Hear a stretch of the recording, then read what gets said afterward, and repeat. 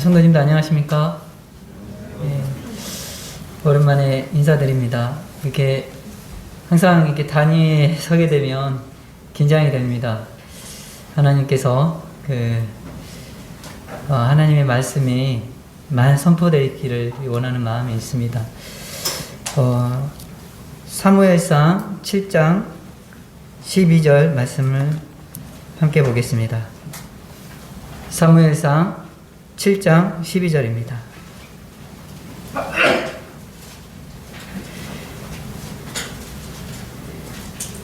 사무엘이 돌을 취하여 미스바와 센 사이에 세워 이르되 여호와께서 여기까지 우리를 도우셨다 하고 그 이름을 에벤에셀이라 하니라. 몇 달 전에 코로나로 인해서 저희들이 이제 1, 2부로 이렇게 모였을 때 그때 전했던 말씀이었습니다. 오늘도 같은 주제로 해서 하나님이 우리를 어떻게 도우시고 또 우리들은 믿음 안에서 하나님을 어디까지 경험했는지에 대한 부분들을 교제를 나누고자 합니다. 지난번에 말씀을 드렸던 오래된 말씀이긴 하지만 그때 어떤 말씀을 전해드렸는지 다시 한번 돌아보는 시간을 좀 갖고 이어서 말씀을 드리겠습니다. 에벤에셀은 방금 보았던 대로 어떤 장소가 아니라 돌의 이름이었습니다. 그 뜻은 하나님께서 우리를 도우셨다, 여기까지 도우셨다라는 뜻입니다. 에벤에셀 이 용어는 실제적으로 저희들이 믿음 생활 가운데 어떻게 보면은 이 시대에 살고 있는 우리 모든 성도들에게 영적 전쟁 중에서 저희들이 경험을 하면서 하나님이 우리를 어떻게 도우셨는지에 대한 부분을 돌아볼 수 있게 하는 중요한 용어이기도 합니다. 우리도 각 영역에서 영적 전쟁에서 저희들이 이겼을 때 하나님이 여기까지 나를 도우셨구나 하는 그러한 고백들을 항상 하게 됩니다. 이스라엘 백성들이 애굽에서 탈출하면서 경험했던 것이 바로 구속의 하나님이었습니다. 구속의 하나님을 통해서 우리 또한 이제 여기 모여 있는 모든 성도님들이 구원받고 침례받은 성도님들은 구속의 하나님을 다 경험을 했잖아요. 우리가 경험한 하나님이 바로 구속의 하나님이었다라는 부분에 대해서 말씀을 전해드렸었고요. 그리고 이집트 라암셋에서 출발하여 어디로 가야 될지 갈 길을 잃어버렸을 때 하나님께서 불기둥과 구름기둥으로 그들을 인도하셨던 장면을 통해서 우리 하나님은 인도의 하나님이라는 것을 이스라엘 백성들은 경험하게 되었습니다. 또한 우리도 주님 안에서 우리가 갈 길을 잃어버렸을 때 우리의 인도 하나님을 우리도 경험하는 그러한 삶을 살고 있는지에 대해서 한번 돌아보는 시간을 가졌으면 좋겠다라는 말씀을 전해드렸었습니다. 그리고 이집트 군대가 이제 이스라엘 백성들을 추격해 오고 이스라엘 백성들은 홍해바다 앞에서 가로막혀서 이제 사로잡혀서 어디로 가야 될지 모를 때 하나님께서 홍해를 가르시고 그 마른 땅을 걷게 하셨던, 그리고 또 추격해오는 애굽 군대들이 그 물 안에서 수장되는 그런 모습들을 보면서 또 이스라엘 백성들이 경험했던 하나님은 바로 구출의 하나님임을 또한 그들은 경험했습니다. 그리고 또 마라에 도착했을 때 목이 말랐던 그 광야길이 사막이잖아요. 그래서 목이 마를 때 물을 찾았는데 그 물이 쓴물이었던, 근데 그 쓴물을 단물로 바꾸셨던 우리 치유의 주님을 그들은 또한 경험하기도 했습니다. 그리고 그렇게 우여곡절 끝에 그들이 도착한 곳이 있었는데 그곳이 엘림이라는 지역, 기억나시죠? 12개의 우물과 샘과 또 이른 그루의 종려나무가 있었던 그곳에서 그들은 그 광야 여정 가운데 쉼을 얻게 됐고 거기에서 또 위로하시는 우리 주님을 경험하게 되었습니다. 그러나 그들이 거기서 머물러 있으면 안 됐고 그들의 목적지는 엘림이 아니라 가나안이었기 때문에 다시 그 길을 나와서 또 광야길을 걸어야 했던 이스라엘 백성들을 보게 되었습니다. 여기까지가 제가 그 2달 전에 말씀을 통해서 함께 보았던 말씀들이었고요. 그 이후에도 출애굽을 보면은 이스라엘 백성들이 하나님을 경험하는 장면들을 통해서 어떠한 하나님인지를 볼 수가 있습니다. 메추라기와 만나와 메추라기를 통해서 또 공급해 주시는 공급의 주님을 그들은 경험했습니다. 그리고 또 리브딤에서 아말렉과의 전쟁을 통해서 말도 안 되는 그러한 전쟁 가운데 승리하는 여호와 니시라는 하나님은 나의 깃발이다라는 것을 외치면서 그 승리했던 그 승리의 주님을 또한 경험하게 되었습니다. 이런 부분들을 하나하나 이렇게 보면 참 좋겠다는 생각이 드는데 오늘은 그 이스라엘 백성들이 광야 생활을 통해서 또 어떤 주님을 경험했는지 다른 부분을 좀 보고자 합니다. 그 첫 번째는 교제의 주님입니다. 출애굽기 19장 말씀을 보도록 하겠습니다. 출애굽기 19장 3절.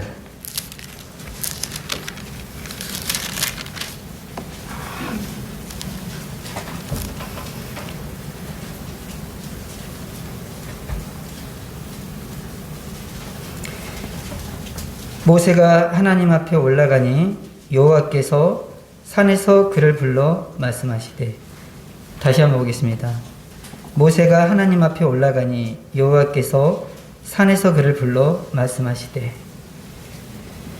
지금 이스라엘 백성들은 시내 광야에 도착해 있는 상태입니다. 이집트의 라암세서부터 출발해서 이스라엘 백성들은 여러 곳을 거치면서 이제 도착한 곳은 시내 산 밑에 있는 시내 광야에 도착한 것입니다. 그들이 이곳까지 오는 데는 약 3개월이라는 시간이 걸렸습니다. 이 3개월이라는 시간 동안에 정말로 많은 일들이 있었지 않습니까? 그리고 정말로 많은 우리 주님을 경험하게 됩니다. 실제적으로 이런 걸 볼 때 우리가 오랫동안 하나님을 섬겼다고 해서 하나님을 경험하는 것이 아니라 짧은 기간을 섬겨도 하나님을 알아도 그 짧은 기간에 우리 하나님을 여러 경로를 통해서 알 수 있다는 사실을 또한 보게 되는 것 같습니다. 어쨌든 3개월이 지나서 그들은 이곳에서 하나님을 만나게 되는데 이곳에서 하나님이 특별히 모세를 시내산으로 부릅니다.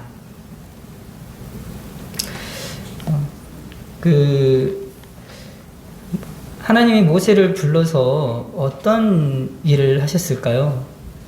물론 이제 일에 관련된 말씀을 하셨겠지만 저는 하나님은 그보다도 먼저 모세와 개인적인 교제를 했던 것으로 말씀을 통해서 좀 찾아보게 되었습니다.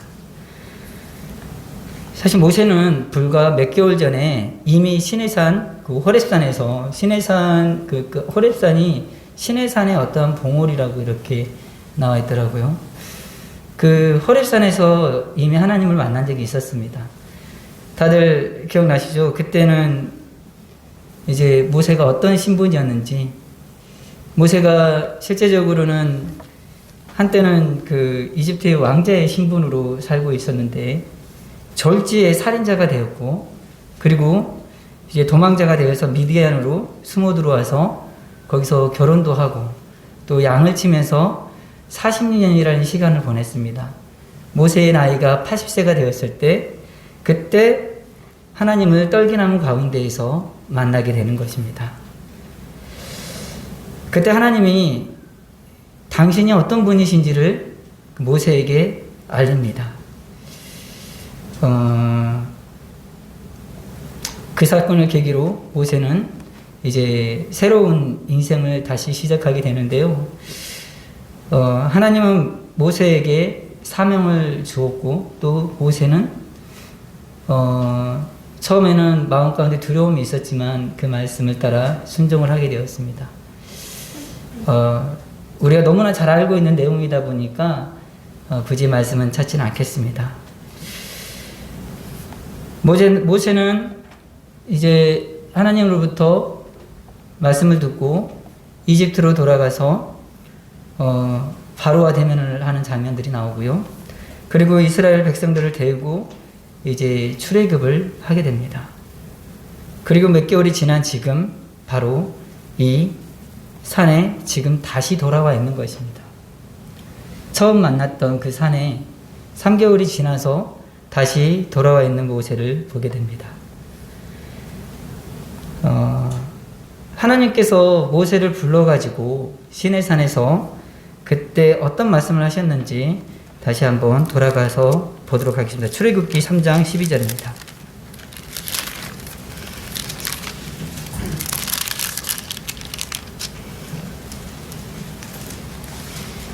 출애굽기 3장 12절. 하나님이 이르시되 내가 반드시 너와 함께 있으리라. 내가 그 백성을 애굽에서 인도하여 낸 후에 너희가 이 산에서 하나님을 섬기리니 이것이 내가 너를 보낸 증거니라. 지금 모세가 시내산에 돌아와서 하나님과 교제하는 것은 바로 방금 읽었던 말씀의 성취인 것을 볼 수가 있습니다. 네가 그 백성을 애굽에서 인도하여 낸 후에 너희가 이 산에서 하나님을 섬기리니 이것이 내가 너를 보낸 증거니라 라는 말씀의 성취가 지금 이루어지고 있는 모습을 보게 됩니다. 이제 모세가 이제 하나님 말씀하셨던 이 말씀대로 다시 시내산에 돌아오기까지는 여러 경로가 있었고 아주 스릴과 긴장감이 넘치는 여러 일들을 경험했었습니다. 정말 가슴 떨리는 일들을 많이 만났었고요. 처음에 이제 출애굽을 할 때 10가지 재앙들, 실제로 사람 삶에서 그 중에 한 가지 재앙도 만나기가 어려운 경험들인데 모세는 10가지 재앙을 다 경험하고 그리고 이제 출애굽을 하는 장면들이 나오고 또 애굽을 나와서 이제 출애굽을 했으니까 이제 애굽을 탈출했으니까 아주 편안한 여정이 기다리겠구나, 하나님이 도와주시겠지 하고 했는데 그 여정은 너무나 험난했던 것을 우리는 잘 알고 있습니다. 애굽을 남아서 이스라엘 백성들과 함께하면서 경험했던 수많은 체험들, 때로는 목말랐었고요, 배고팠었고, 그리고 생각지도 못한 전쟁을 했었고, 불과 몇 개월 사이에 이제 그 일들이 다 일어나고 이제 이 셋나에 돌아와 있는데 모세의 마음이 얼마나 감회가 컸겠습니까? 저희는 그냥 그러한 사건을 그냥 이러한 일이 있었다라고 이렇게 생각하니까 그랬구나 생각할 수 있겠지만 모세의 입장에서 생각해 보니까 그 감격이 얼마나 크고 그 감회가 얼마나 새로웠을까. 또한 저 또한 이 말씀을 보면서 나는 이런 감격적인 이러한 일들을 경험하고 있는가를 생각하게 될 때 오늘 또 평범하게 지나갔구나 하면서 그게 반성이 되는 시간들을 저 또한 경험하게 되었습니다. 출애굽기 3장 11절 말씀 보도록 하겠습니다.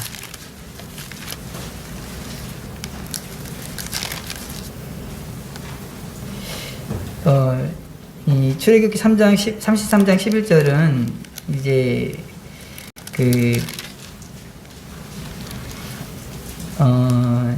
이제 하나님과 이제 만났을 때 모세의 마음을 좀 표현한 것 같은 그런 말씀입니다. 3장 11절 전반절에 보면 사람이 자기의 친구와 이야기한 같이 여호와께서는 모세와 대면하여 말씀하시며 라는 말씀이 나옵니다.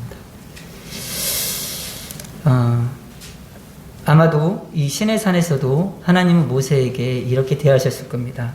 마치 친구와 이야기한 같이 모세에게 대면하면서 교제했을 것입니다. 이런 장면들을 통해서 모세는 하나님의 새로운 면모를 바라보게 됩니다. 하나님은 그저 일만 하시는 하나님이시고 나를 통해서 일만 하시게 하시는 하나님인 줄 알았는데 나를 이렇게 불러서 교제해주고 위로해주는 하나님인 것을 경험하게 되는 겁니다. 하나님의 새로운 면모, 그것은 하나님은 우리와 교제하기를 원하신다는 겁니다. 교제의 하나님을 경험한 그 모세의 모습을 통해서 여러 가지 생각들을 하게 됩니다. 뿐만 아니라 이 이후에 실제적으로 그 하나님은 모세를 불렀을 뿐만 아니라 아론과 또 이스라엘의 70 장로들도 이 시내산으로 부릅니다. 그리고 그 장면 한번 같이 봤으면 좋겠습니다. 출애굽기 24장 9절 말씀입니다. 출애굽기 24장 9절 24장 9절부터 11절까지 보겠습니다.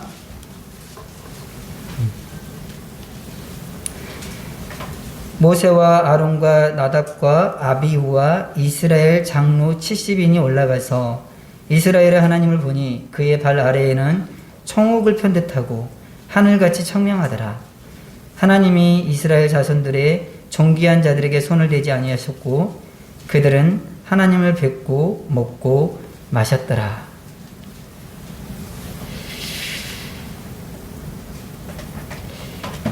이곳에서 그들은 하나님을 배웠고 그리고 여기서 하나님과 함께 먹고 마셨다라는 말씀이 기록이 되어 있습니다. 이곳에서 음식을 먹었다라는 게 사실 좀 이해가 안 됐었어요.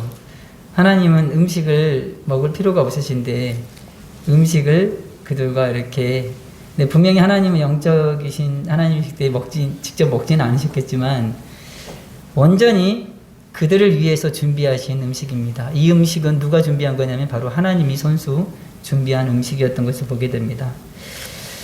교제할 때 음식이 얼마나 중요한지를 좀 보게 되는 장면 같고요. 우리도 한때 애찬이라는 시간을 통해서 많은 교제를 나누고 그 자매님의 수고를 통해서 이제 음식을 먹으면서 더 친밀해지고 이러한 경험들을 저희들 다 갖고 있지 않습니까? 하나님과 사람과 교제를 할 때 음식을 준비하는 장면들을 보면서 요즘에 우리 성도들과 함께 식사를 하지 못하고 코로나라는 핑계로 이제는 아예 그냥 마치 명분이 생긴 것처럼 그렇게 돼버린 모습들을 보면서 참 많이 씁쓸하다라는 생각이 좀 들기도 했습니다. 이 밖에도 성경을 보다 보면 하나님은 인간과 교제하기를 그토록 원했던 말씀들을 많이 볼 수 있습니다. 우리가 잘 알고 있는 번제, 속건제, 속죄제, 화목제 이런 제사들도 사실은 하나님이 인간들과 만나기 위해서 교제하기 위해서 베풀었던 방법 중에 또 하나였던 것을 보게 됩니다. 하나님은 우리와 교제하기를 원하십니다. 우리는 주님과 관계를 맺을 때 단지 어떠한 일을 처리하는 관계로만 하나님을 취급하는 경우가 있는 것 같습니다. 제 자신이 많이 그런 것 같습니다. 뭔가 내가 얻고 싶을 때, 그리고 어떠한 문제가 생겨서 해결함을 받아야 될 때, 또 혹은 내가 아플 때, 그리고 어떠한 사고를 당했을 때, 약속 시간이 다 됐는데 시간 너무 늦어가지고 차가 막힐 때, 그때만 사실 하나님을 찾고 있는 게 아닌가. 하나님은 나와 교제하기를 원하시는데 나는 그럴 때만 하나님을 찾고 있는 게 아닌가라는 생각을 좀 돌아보게 됩니다. 물론 우리 하나님은 그럼에도 불구하고 우리가 필요할 때만 찾아도 하나님은 저희들에게 늘 함께 하시죠. 마치 자상한 아빠가 아들에게 아주 버르장머리 없는 아들한테도 이렇게 그가 원할 때 모든 것을 공급하듯이 하나님은 우리를 뒤치다거리는 하나님이시긴 한 것 같습니다. 그러나 하나님은 저희들과 교제하기를 원하신다라는 사실을 사실 제가 최근에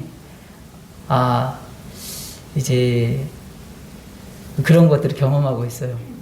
뭐냐면 사실 단에서 이제 가정에 대한 이야기는 하고 싶지 않은데, 근데 이거는 저만의 문제가 아니라 모든 부모님들이 다 경험했던 부분이니까 잠깐 말씀드리자면, 이제 우리 아이가 사춘기에 접어들었습니다.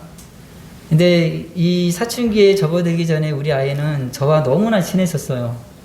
그래가지고 그 아이는 어릴 때 이 아이는 제가 퇴근하는 이제 초인종 문소리가 들리면은 문 앞에서 정말 캥거루가 막 높이 뛰듯이 방방 뛰었던 그런 아이였는데, 어느 날 이 아이가 이제 그러면 자라면서 친구처럼 지내고 같이 운동도 하고 너무나 재밌게 지냈던 이 아이가 사춘기가 되더니 저와 말을 안 합니다.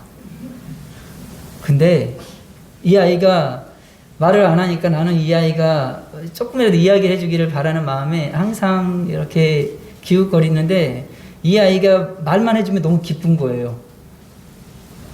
이걸 제가 요즘에 경험하고 있어요. 여기 성도님 다 경험하셨죠?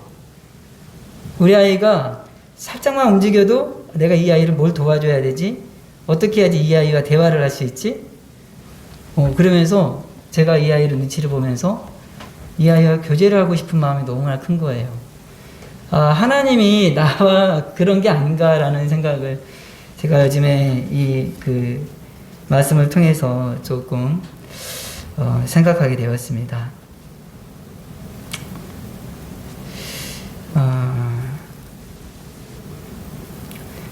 그러나 하나님은 우리와 인격적으로 교제하기를 원하시는 분이시라는 것을 다시 한번 말씀드립니다. 계시록 3장 20절 말씀 보겠습니다. 계시록 3장 20절.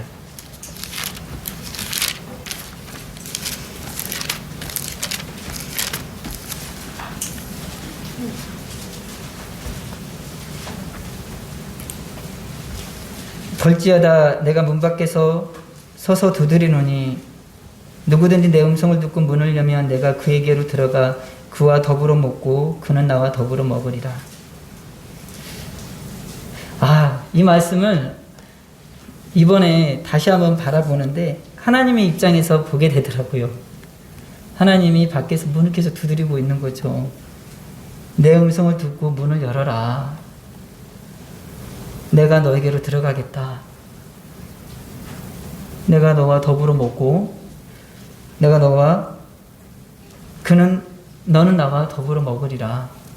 하나님께서 이토록 우리와 만나기를 원하시는데 어느 날 나는 하나님과 담장을 딱 치고 내 할 일 하다가 좀 필요할 때만 찾고 이러한 모습을 보면서 내 모습을 돌아보기도 했지만 하나님의 모습을 또한 다시 보게 됐습니다. 하나님은 이토록 우리와 교제하기를 원하신다. 우리 모세는 이제 교제의 주님을 경험했고요. 이어서 하나님은 또 어떤 분인지 또 다른 말씀을 통해서 계속해서 보겠습니다. 출애굽기 26장 30절입니다.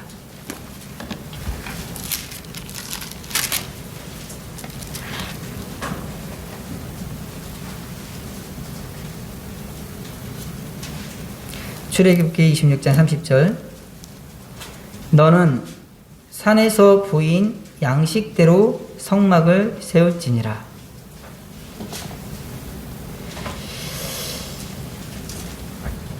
자, 자세히 보면 너는 끝에 세울지니라 라는 말씀이 있습니다. 무엇을? 성막을. 율법과 성막은 떼어내올 수 없는 것입니다. 우리가 잘 아는 대로 율법은 율법을 통해서 우리는 그것을 다 지킬 수 없다라는 것을 우리 자신이 잘 알고 있고요. 말씀을 통해서도 그렇게 이해하고 있습니다. 우리는 그 율법을 완전히 지킬 수 없는 존재들입니다. 그 율법을 통해서 사실은 우리가 죄가 있는 사람이라는 것을 깨닫게 한다라는 것을 우리는 말씀을 통해서 숱하게 들어왔습니다. 율법을 지키지 못했을 때 우리는 거기에 맞는 처형을 당해야 되고, 또 그 처형이 우리가 생각하지 못하는 그러한 무서운 처형, 사형일 수도 있는 것입니다.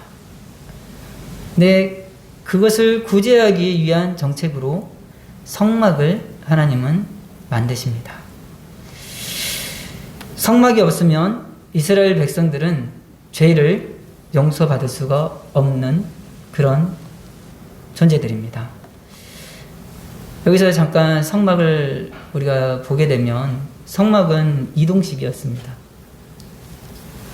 제가 요즘에 일하고 있는 게 이동식 모듈러 주택 있는데, 물론 방식은 완전히 틀리지만 성막은 이동식입니다.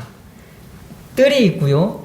동쪽에 문이 있어서 그 문을 열고 들어가면은 바로 번제단이 있죠. 꺼지지 않는 번제단. 그것은 사실 지옥불을 의미하기도 하지 않습니까? 그리고 그 번제단을 지나고 나면은 물두멍이 있고, 그 물두멍을 지나고 나면은 텐트가 있습니다. 근데 이 텐트는 둘로 나뉘어져 있죠. 성소와 지성소라는 곳으로 나누어져 있습니다. 지성소는 어둠이 깔린 곳입니다. 그곳에 누가 있죠? 바로 하나님이 계십니다. 그곳에 그 법궤가 있고요. 법궤 그 위에는, 법궤 위를 덮고 있는 건 속죄소라는 것이 있는데, 그 속죄소가 이제 하나님이 앉은 자리라고 이렇게 말씀을 통해서 볼 수가 있습니다. 오늘 만약에 시간이 되면 그 부분도 사실은 교제를 하고 싶습니다. 우선 그 성막은 그런 곳인데, 그렇다면 이 성막이 어떻게 제작되었는지에 대한 부분입니다. 성막을 주실 때는 이상하게도 하나님께서 그 전에 이스라엘 백성들에게 주었던 방식과는 좀 달랐습니다. 그 전에는 어떻게 주었죠? 그냥 하나님께서 손수 다 주셨습니다. 율법에 대해서도, 율법을 주실 때도 하나님이 그 모든 것을 손수 준비하셔서 모세를 불러서 다 주셨던 겁니다. 근데 이상하게 성막을 주실 때는 하나님께서 다 주시지 않았어요. 하나님께서는 뭐만 줬냐면 설계도만 줍니다. 모세에게 설계도만 주었고요. 그리고 방금 보았던 말씀대로 너는 세우라라고 이렇게 하고 있습니다. 분명히 하나님이 그냥 주실 수 있는 게 아닌가라고 생각할 수 있지만, 이 말씀을 보니까 하나님의 역할이 있고, 하나님의 역할은 설계도였고요. 사람의 역할이 있는데, 사람의 역할은 바로 성막을 세우는 것이었어요. 그것을 통해서 하나님과 사람이 함께 일을 한다는 것을 우리는 볼 수가 있습니다. 바로 협업한다. 아니, 우리 인간이 어떻게 하나님과 함께 일을 할 수 있다라는, 그게 엄청난 큰 영광이 아닙니까? 과연 하나님이 이스라엘 백성들을 구해내느라 막 몸이 피곤하고 너무 힘들어서 이제 나 혼자 못하니까 우리 같이 하자 이랬을까요? 전지전능하신 우리 하나님께서 성막을 그냥 직접 주실 수는 없었을까요? 왜 하나님이 성막에 대해서만큼은 너희들이 만들라고 이렇게 했을까요? 성막을 통해서 우리는 여러 가지 부분을 알 수가 있습니다. 방금 제가 말씀드렸듯이 성막을 통해서 우리는 율법을 지키지 못한 인간들이 이 성막을 통해서 구제를 받는 그러한 장소였던 것을 우리는 알고 있습니다. 그리고 성막을 통해서 하나님의 영광을 우리는 볼 수가 있고 또 삼위일체의 하나님을 또한 볼 수가 있습니다. 그리고 성막이 그 하늘에 있는 하나님의 왕자를 보여주는 그림자이기도 합니다. 또 이 성막을 통해서 하나님의 사역을 또한 보여주기도 합니다. 그리고 인간의 구조도 성막을 통해서 보여준다고 합니다. 제가 막 이게 성막을 조사하다 보니까 이제 신층적으로 조사는 못했지만 뜰과 성소와 지성소가 몸과 혼과 영의 구조로 되어 있다라고 이렇게 봤습니다. 그 왜 그런지는 나중에 이 부분에 대해서 잘 아시는 형제님께서 교제를 해줬으면 좋겠습니다. 그런데 또 하나의 요소가 구약에 만든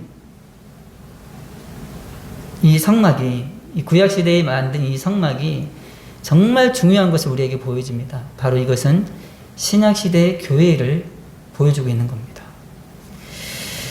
성막을 보면 바로 교회를 볼 수가 있습니다. 왜 하나님이 성막만큼 인간과 협업했을까? 이 성막은 실제적으로 교회를 보여주기 위했을 것이라고 저는 좀 분별을 했었습니다. 우리 잘 알고 있는 에베소서 2장 21절 말씀 보도록 하겠습니다. 에베소서 2장 21절.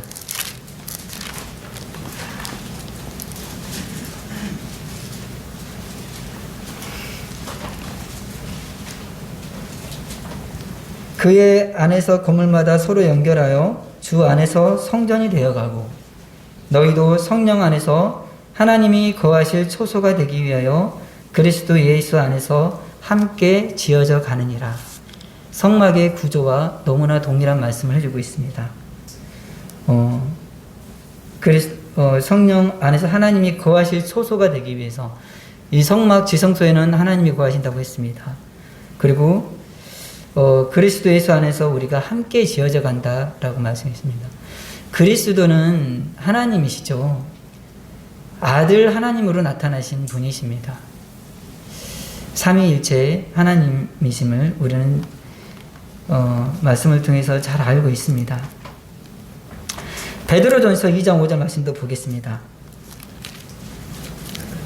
오늘 제가 함께 보는 이 말씀들이 우리가 너무나 자주 봤던 말씀들이라 익숙한 말씀이 될 겁니다. 베드로전서 2장 5절. 너희도 산돌같이 신령한 집으로 세워지고 예수 그리스도로 말미암아 하나님이 기쁘게 받으실 신령한 제사를 드릴 거룩한 제사장이 될지니라. 산돌같이 신령한 집으로 세워지고 라는 말씀이 나옵니다. 우리 출애굽기 26장 30절에 너는 성막을 세울지니라 이 말씀이 바로 베드로전서 2장 5절에서 하시는 교회에 대한 말씀과 너무나 비슷합니다.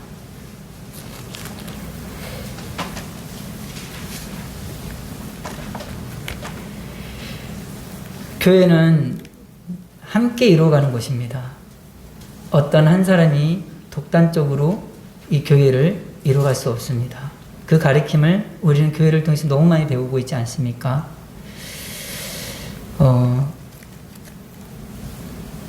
하나님께서 이 협업을 통해서 교회의 특성에 대해서 보여주지 않았나 이런 생각을 한번 해보게 됐고요.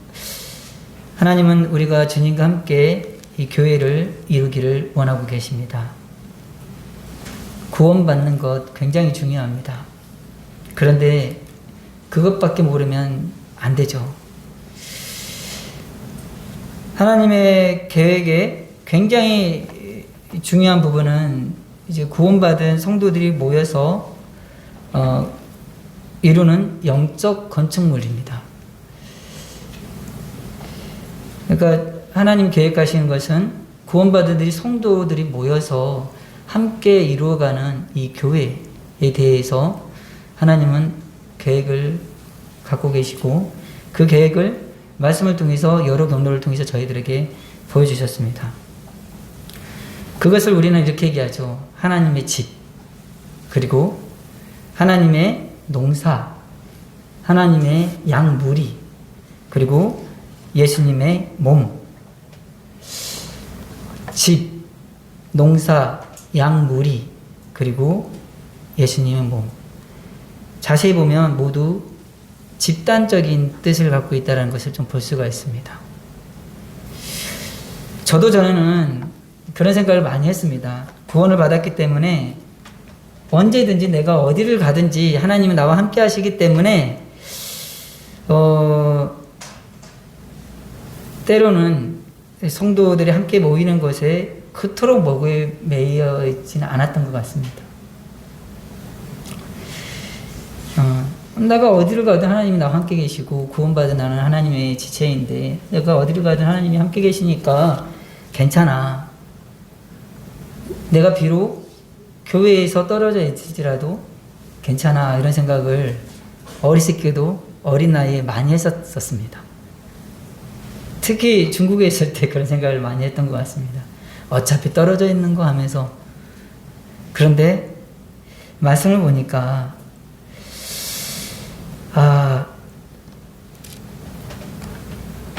하나님의 계획은 우리가 단순히 구원받고 하나님만에 있는 것에 있지 않다라는 것을 우리는 알 수 있습니다.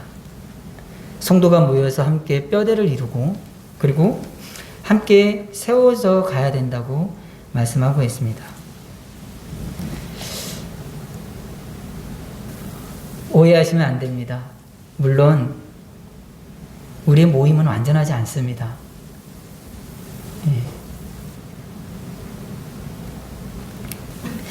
사람이 모이면 사건이 발생하고요. 그리고 문제가 발생되고 또 서로 의견이 틀려서 갈리기도 합니다. 그게 교회라고 해서 그렇지 않을 수가 없습니다. 우리가 초대교회의 여러 고린도 교회라든지 여러 교회들을 봐도 그들도 싸우고 갈리고 여러 가지들을 보게 됩니다.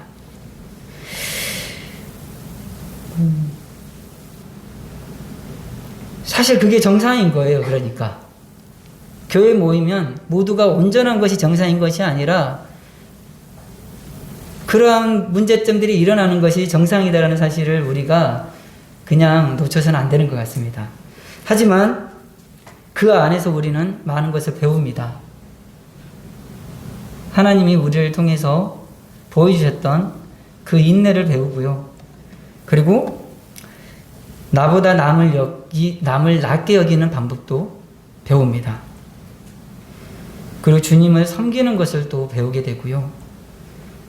또 우리는 헌신을 배우고 겸손을 또 배우고 때로는 그토록 갈리면서 하나의 빵덩어리가 되어지는, 그래서 인격이 그 안에서 성장해가는 것들을 교회를 통해서 우리는 배울 수 있는 겁니다.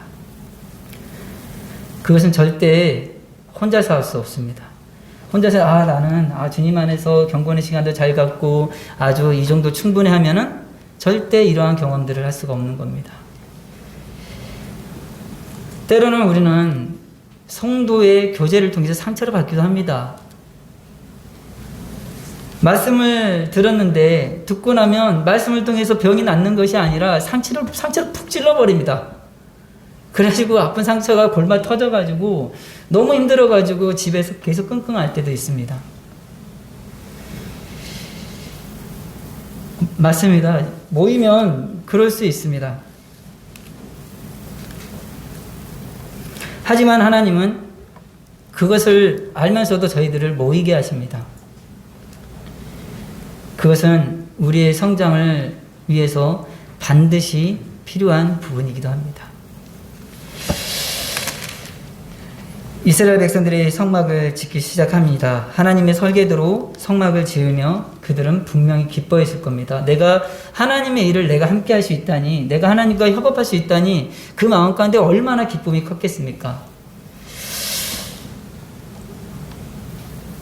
오늘 우리는 성막을 세우라는 하나님의 말씀을 통해서 하나님이 우리와 협업의 하나님이신 것을 보게 되었습니다.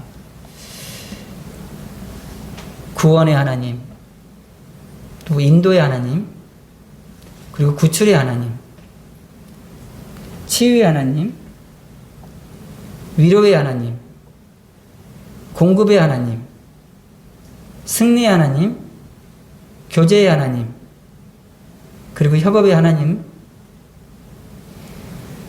이스라엘 백성들이 하나님을 이렇게 하나하나 알아가고 있습니다. 우리는 하나님이 우리의 삶 가운데 어떠한 존재인지 얼마나 경험하고 있습니까? 시간이 조금 남았네요. 저는 사실 시간이 부족해서 어떨까라는 생각이 들었는데, 시간이 조금 남아서 아까 제가 교제하려고 했던 부분을 조금 더 보기를 바랍니다. 성막의 지성소 안에는 하나님의 증거궤가 있다고 했습니다. 그 증거궤 안에는 십계명 율법이 있었고요.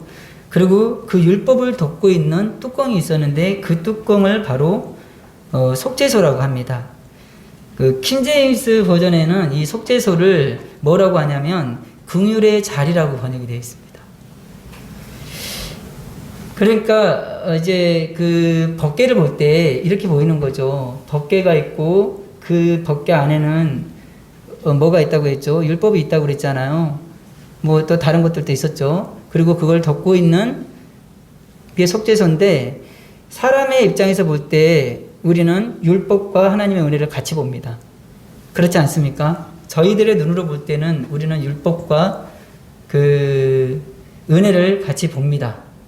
그런데 하나님의 입장에서 볼 때는 하나님은 율법을 보지 않고 그저 은혜만 바라보고 계시는 구도입니다. 이것이 정말 놀라운 것입니다. 하나님은 우리를 바라보실 때 네가 무엇을 했느냐, 뭐 했느냐 이런 것을 따지기 전에 하나님은 저희를 은혜로 바라봐 주신다라는 부분입니다.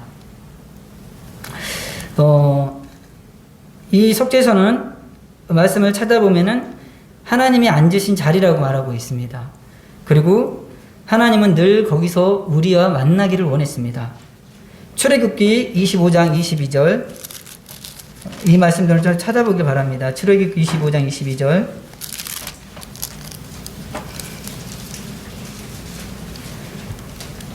거기서 내가 너와 만나고, 바로 이 속죄소를 말하고 있습니다. 속죄소 위 그 증거궤 위에 있는 두 그릇 사이에 내가 이스라엘 자손을 위하여 내게 명령한 모든 일을 너에게 이르리라. 하나님이 거기서 내가 너와 만난다라고 말씀하시고 계시고요. 출애굽기 40장 6절 보겠습니다. 출애굽기 40장 6절. 출애굽기 40장 6절에도 그 제단을 증거궤 위 속죄소 맞은편 곧 증거궤 앞에 있는 휘장 밖에 두라. 그 속죄소는 내가 너와 만날 곳이며, 속죄소는 내가 너와 만날 곳이라고 이야기하고 있습니다. 민수기도 보겠습니다. 민수기 17장 4절입니다. 민수기 17장 4절.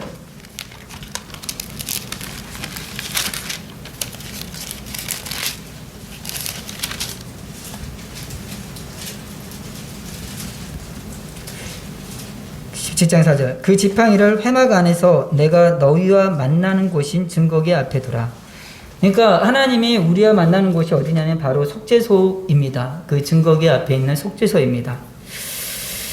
하나님은 우리와 만나기를 원하시는 분이십니다. 이 부분에 대해서 저희들이 한번 깊이 묵상해 볼 필요가 있는 것 같습니다. 비록 지성소 이 자리는 평상시에는 극도로 제한된 장소입니다. 잘못 들어갔다가 죽임을 당하는 장소입니다. 근데 굉장히 놀랍게도 우리가 알듯이 신약이 오면서 그분의 죽으심으로 말미암아서 성소 휘장이 찢어졌고 그것을 이제는 누구나 하나님 믿는 자들이 들어갈 수 있는 그러한 장소가 되었습니다. 바로 하나님은 우리의 몸을 성전이라고 했고 우리는 하나님을 그때 구약시대 때는 제약이 있었습니다. 정해진 시간에 또 정해진 방법대로 그 규례대로 그 판단대로 해서 하나님을 만났는데 지금은 그렇지 않고 늘 하나님이 우리와 함께 하신다라는 그런 말씀을 우리는 히브리서의 말씀을 통해서 또 많이 보게 됩니다. 히브리서 10장 19절부터 20절까지 말씀을 보면 예수님의 피를 통해서 새롭게 살아있는 길로 만들어 주셨다라는 이런 말씀들이 나오고요. 그리고 히브리서 4장에도 그러므로 우리는 긍휼하심을 받고 때를 따라 돕는 은혜를 얻기 위하여 은혜의 보좌 앞에 담대히 나아갈 것이냐라는 말씀이 있습니다. 이제 그리스도인은 매 순간 하나님과 함께하고 있습니다.